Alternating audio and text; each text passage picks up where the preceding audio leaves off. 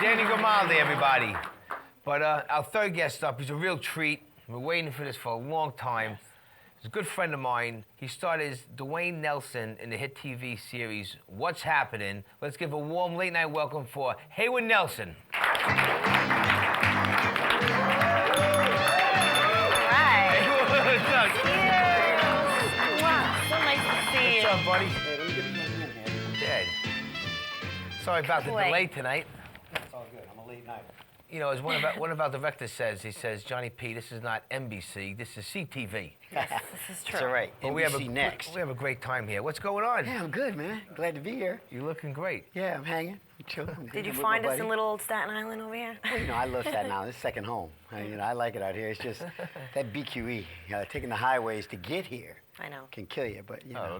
And you know what? The roads are terrible in New York City. Yeah. Potholes everywhere. So all you politicians, do something with our money. Fix these Please. potholes. Please. help it out. Please. Yeah, that's right. So enough of that. It's all about you, Haywood. You're a native New Yorker, right? I'm definitely a native New Yorker. Where'd you grow up? So, see, I grew up in Harlem, early years, and then I became a Long Island guy. I moved to Garden City Park, Long Island, went to Mineola High School. Right. So I'm a Long Island guy, you know. Mineola. Basketball and motorcycles and motocross, you know. Lacrosse. You're hanging, yeah. I mean, was acting your passion, or how old were you when you actually got into the acting business? Acting, yeah, it's definitely my passion, I think, as an adult now, because I've really come to learn what it means. But, I mean, it's my life. I started when I was 5. So I started off in New York City, New York City kid, running around doing auditions for all the commercials, all the old stuff, all the old toys, Johnny Lightning, Hot Wheels, Rock'em Sock'em Robots. Yeah, those are the best. Yeah, all the old stuff, what else did we do? We had Libby's on the label, and Campbell Soup's Good, and a whole, advertising campaign. For years, from the time I was 5 till about I was maybe 11, 12, I was doing commercials. And then, when you had Dan on just earlier, Danny Grimaldi, theater, that's it. I went to theater after that. I was in Thieves with Marlo Thomas and Richard Mulligan, actually with Valerie Harper first. Right. And then Marlo took her place. And so we did that at the Broadhurst and at the Long Acre for quite a few years. So I'm a theater guy. Wow. And then, by happenstance, by being seen, was taken to try out for some TV shows and ended up going through a series of good times, and I got it, and then I didn't get it, and I could care less. I went back to Long Island and motocross. Yeah. What I care. Then went and did, Sanford and Son and Grady. Yeah, I remember that. And from there, then we did What's Happening, and did a couple films in the mix, and then from there, very much like Dan again, I left acting and went to school for engineering, electrical engineering, which kind of got me to where I am today, because I love production. I love all of this, man. Well, we're gonna get back to that later on once we get into the soul of it.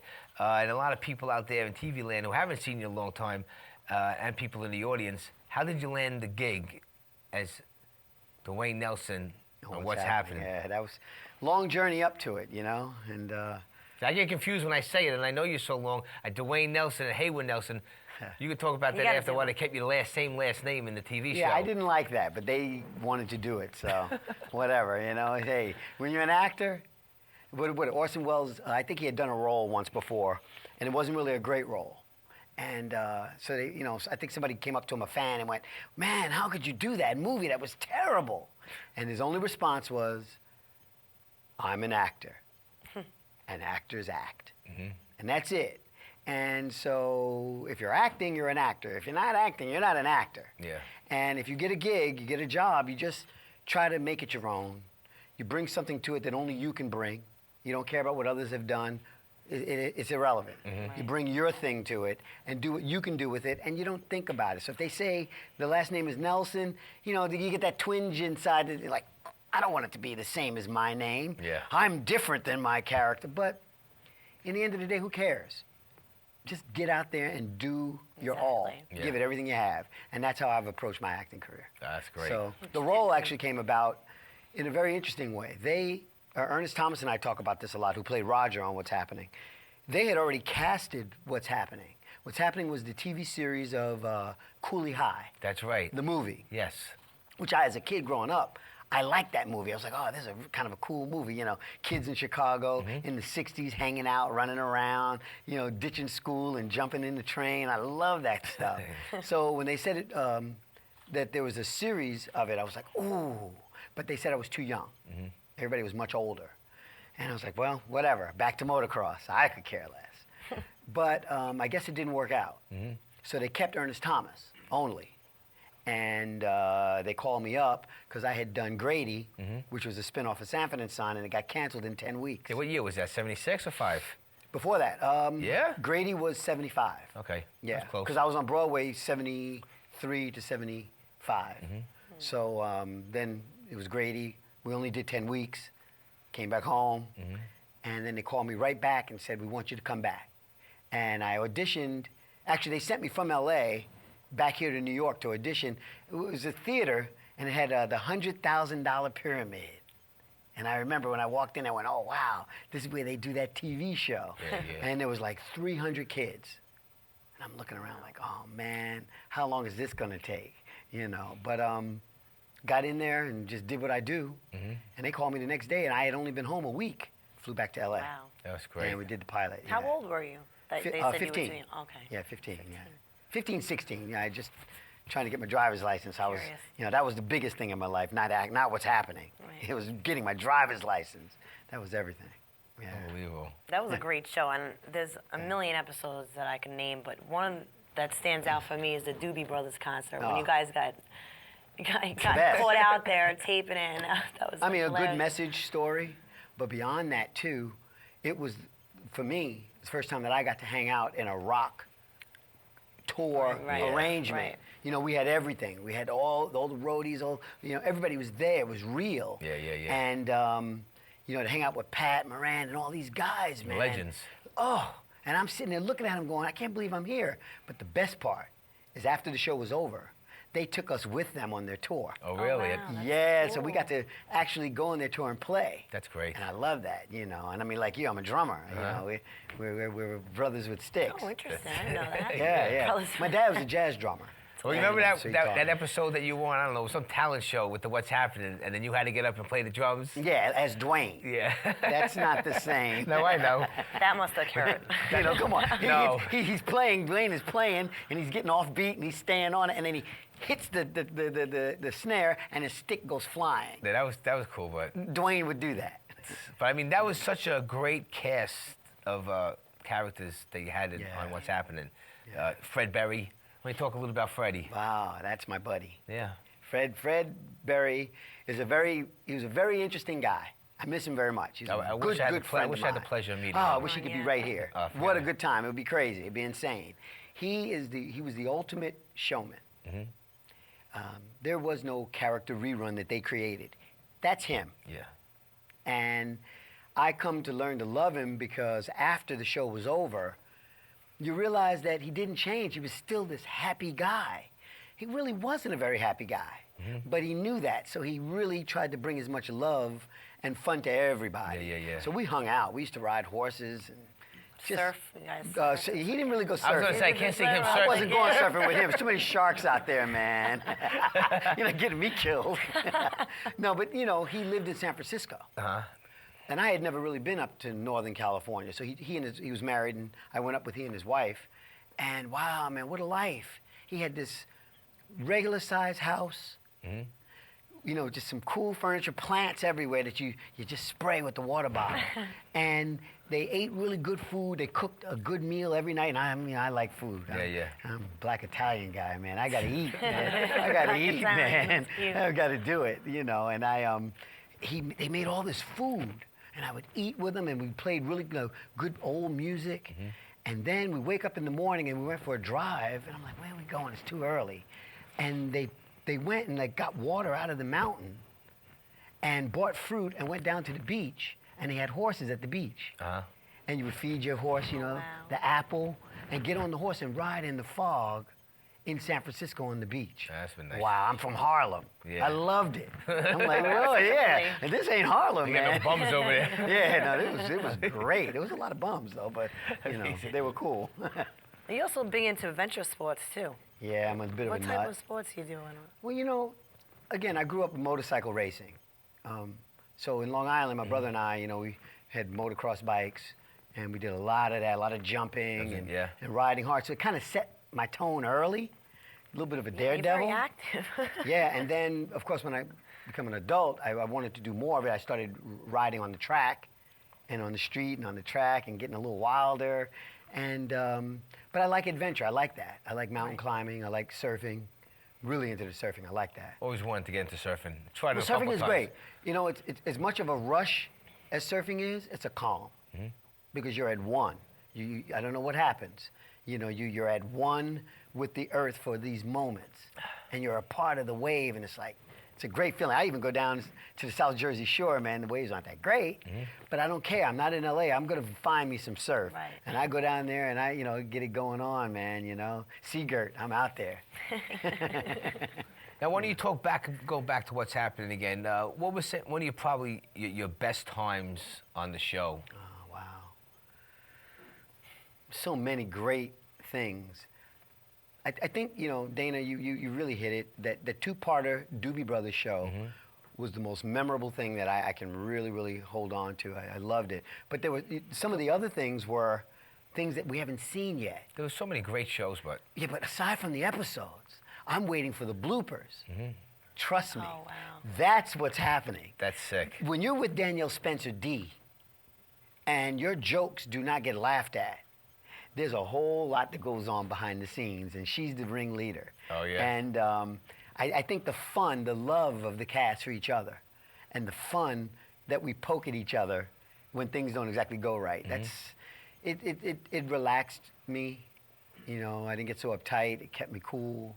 And, you know, you felt like you really belonged. So that was the best part of what's happening. Well, I'll tell you a personal story. I watched it. Me and my brother, big What's Happening fans growing up. Yeah. And we used to record on VHS.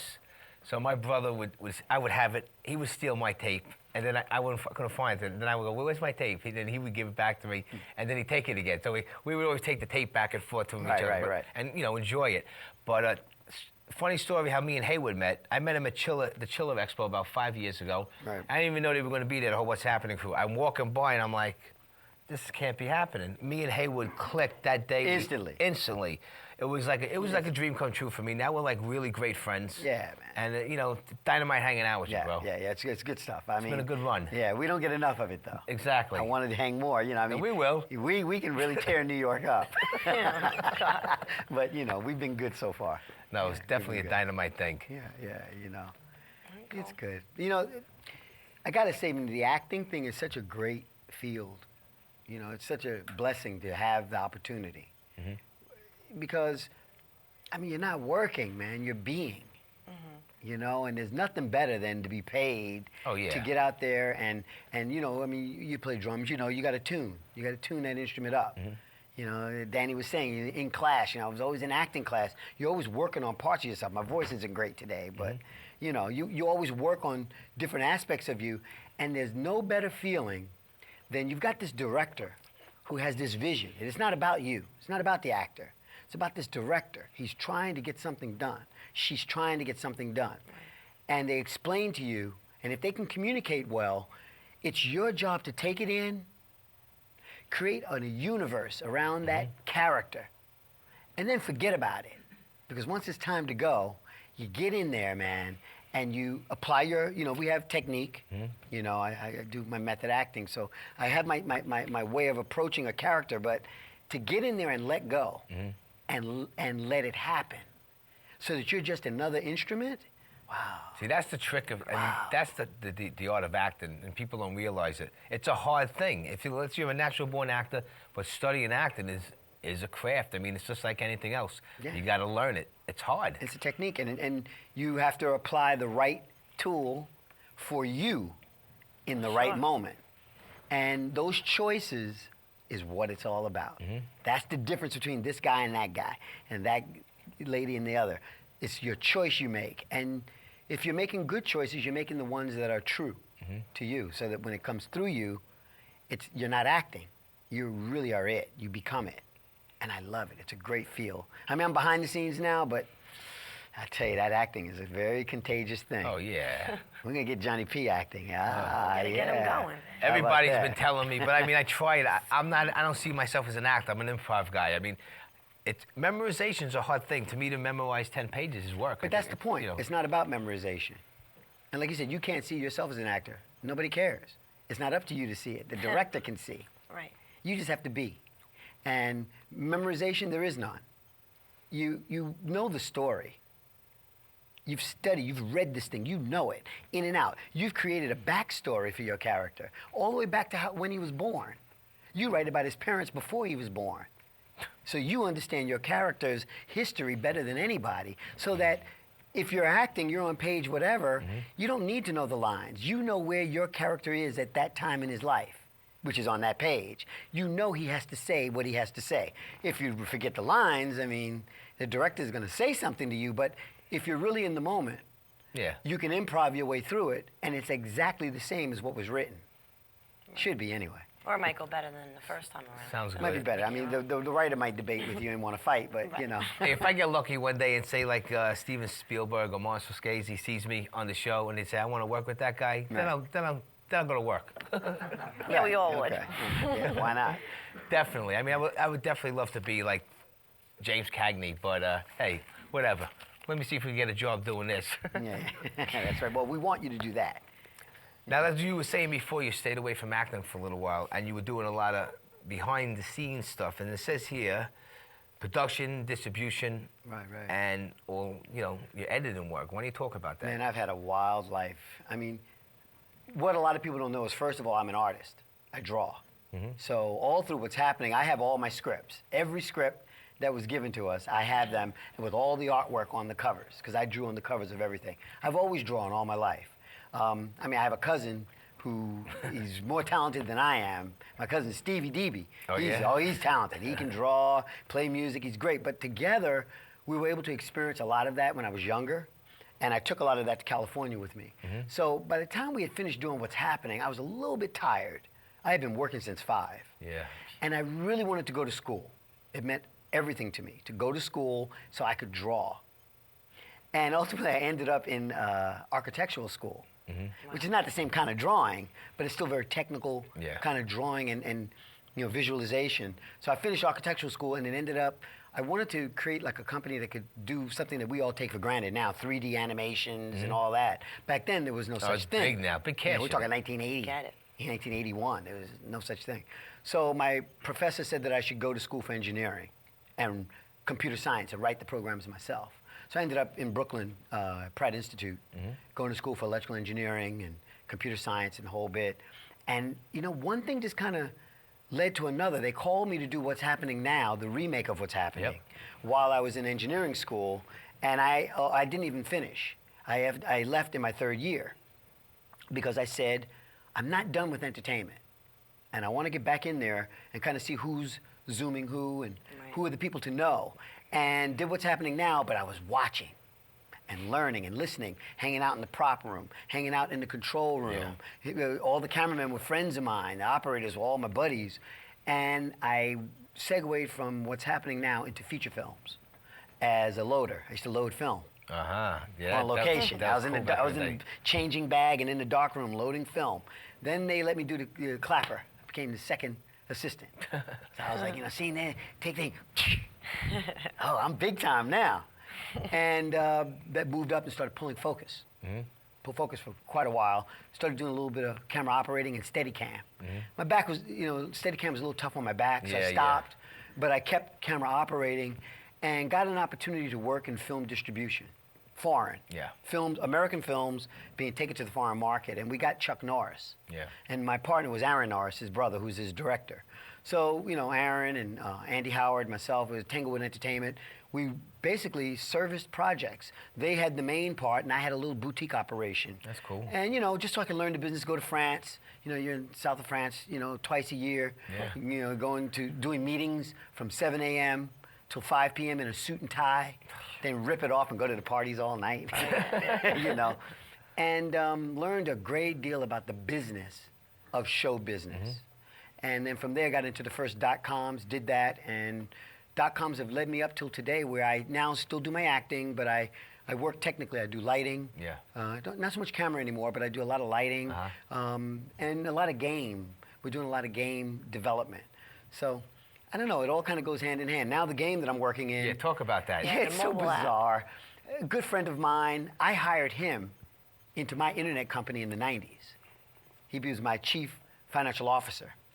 And he went on to work in feature films, and then we got back together, just hanging out, and came up with an idea in my apartment in New York. And we started working on it, and it has become a mobile application for iPhone and Android, as well as it's on the internet, and it'll be a game we'll launch next year. And it's a game that is basically allows you to build your own avatar. And through it, you live journeys and adventures. Me and my adventure life. He's been working on this for a while. Quite a while, but now we're launching it. Yeah. But the beauty of it is, it took me full circle. It takes me back to acting, because my avatar, which I lent my voice to, has he goes to sleep when you're going to take a journey, and you watch him dream that he's live action like us. So he's me.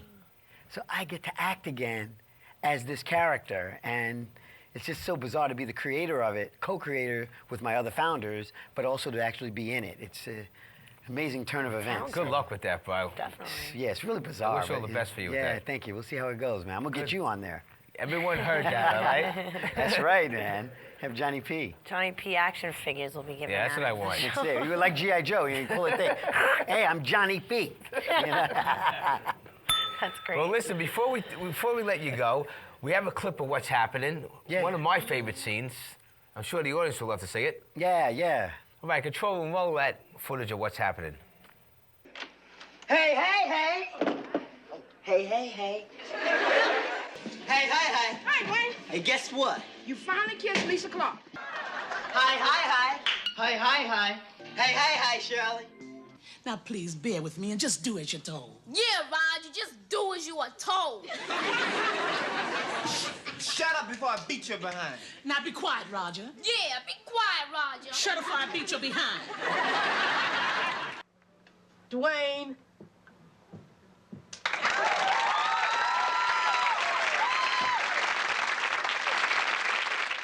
Hey, come on. Okay, I'm right behind you. Wait a minute. Why are you behind me? You know, I'll hurt somebody. Because we are part of this neighborhood watch, right? Uh-huh. And the lights were on and the door was unlocked, right? Uh-huh. Well, go hurt that bird. Well, I'll tell you one thing.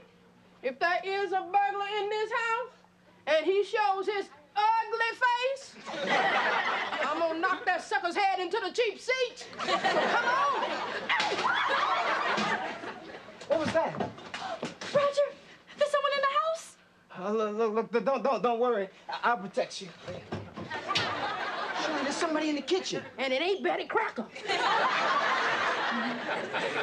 All right, you stay here, honey. Be careful, Raj. Okay, don't worry. I know what to do.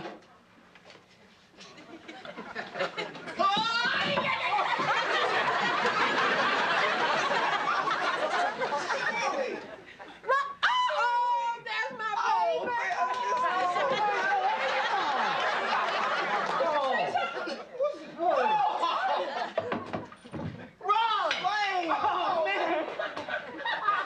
Man, where you been?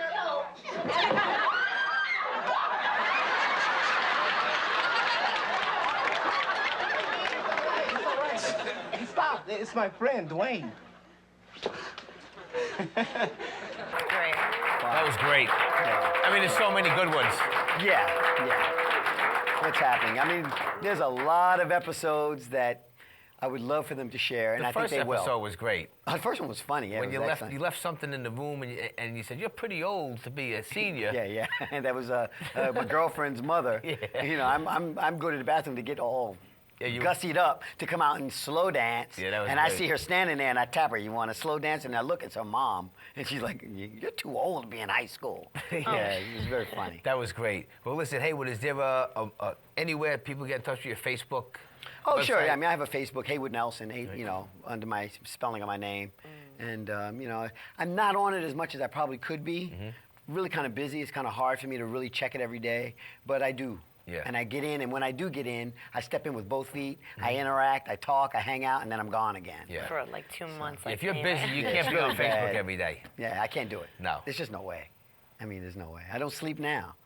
You know. Well, listen, best of luck, Haywood Nelson. Everybody, Absolutely. let's give a warm hand.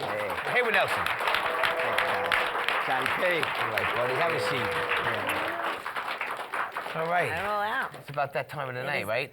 It is that time for our musical guest.